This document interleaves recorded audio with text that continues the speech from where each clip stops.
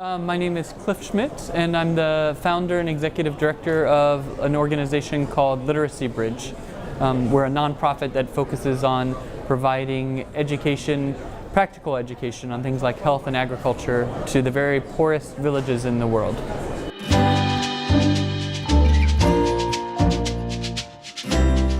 The Talking Book is a device that we developed, this device here.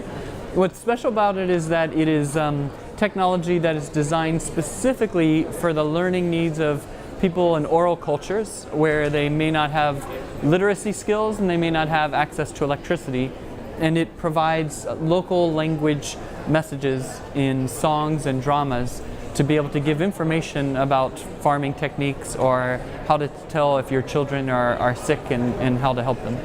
How we selected the content was based on working with local partners who understand the needs of these communities, and by working with them and understanding what are the specific objectives, we use behavior change communication techniques, ways to convince people through stories or dramas or songs or interviews why they might want to adopt a new method of doing something.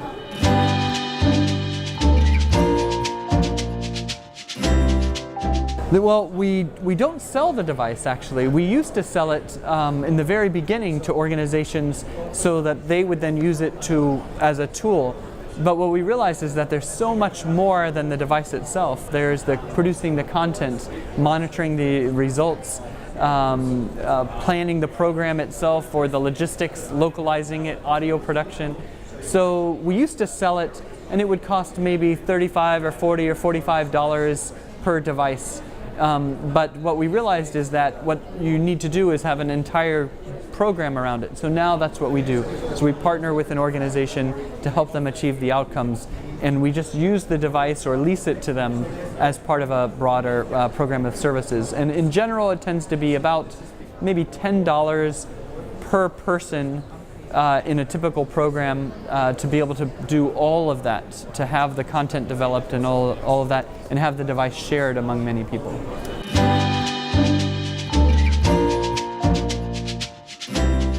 We reach about 200,000 people right now. We'll be reaching about 500,000 by the end of this year, 2017. Or 2016, sorry. Up for most of the last 9 years that we've been working has been in Ghana, in West Africa. But this year we have started expanding. We now have programs going in Kenya and are looking at expanding throughout East Africa as well.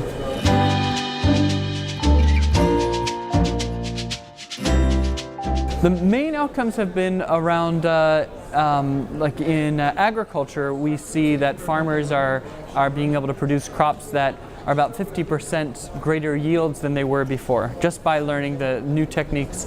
In health, we also see that about 50% more people are washing their hands with soap or using bed nets.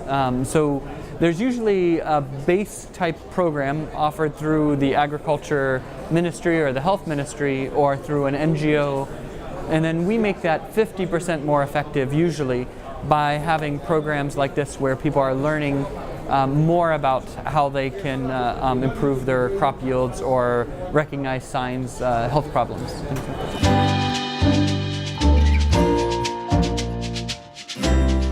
We're constantly learning. So in the beginning, I would say we made these devices available to a local committee we asked the leadership in a village, like the chief and the elders, to create a committee that would take these devices and make it available for people to check out.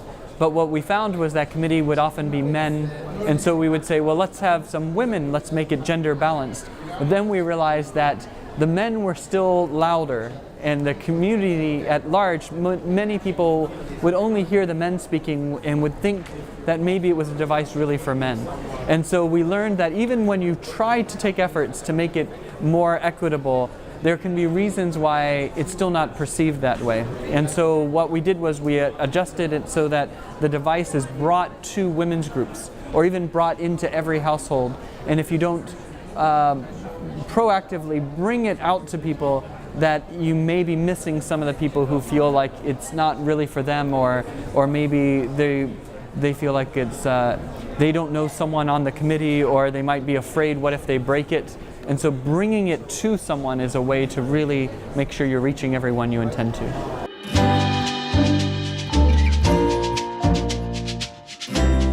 So for programs that are trying to get knowledge out to villages, I think the kind of things that people can learn is how to balance getting the technology right with the quality of the content and the program to measure whether it's really making a difference or not. I think if you aren't bringing those aspects to it, then you're just a tool and you don't know whether it's really making a difference, and you may not be focusing on the content enough.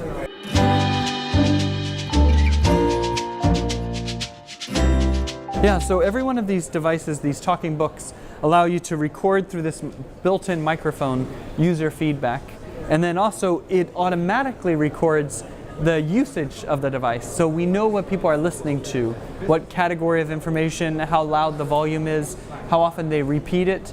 And then we have a dashboard that's created from that, and we can see, any of our partners can pull up and see how much are people in each of these villages geographically are they listening to it, or which content is more popular than other content. And so through that usage statistics and through the user feedback, where we can listen to them and learn what they would rather be listening to or how we can improve on our content, that's the technology-based feedback that we get very frequently, and that helps guide our work. But we still have to do the door-to-door surveys to ask more questions or do focus groups as well.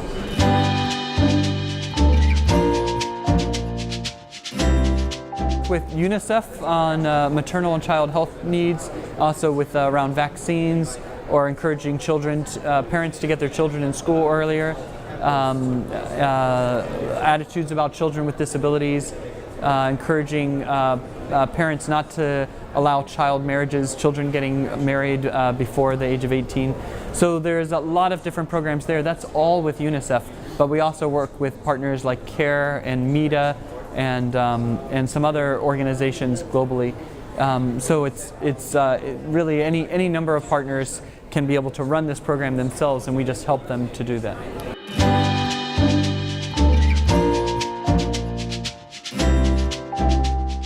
For me personally, I think I can think of two types of educational experiences that affected me.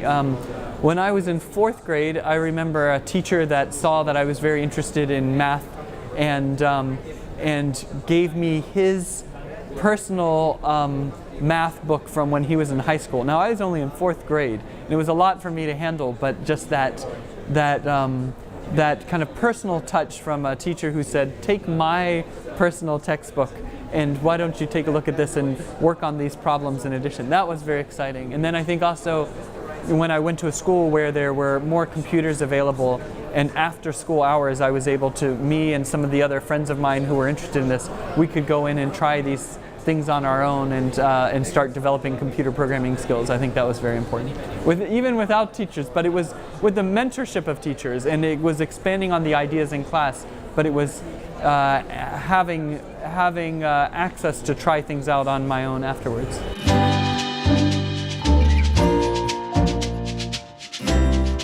Just the venue to be able to speak to everyone. It's an extremely well organized conference from the beginning all the way through till now. But I think also for me as a speaker is all the people that are coming up and asking me questions, they're also giving me ideas on how we can improve our program. So there's been a lot of notes that I've been taking on how we might be able to take some of the ideas from some of the other conference participants and adapt them to our program.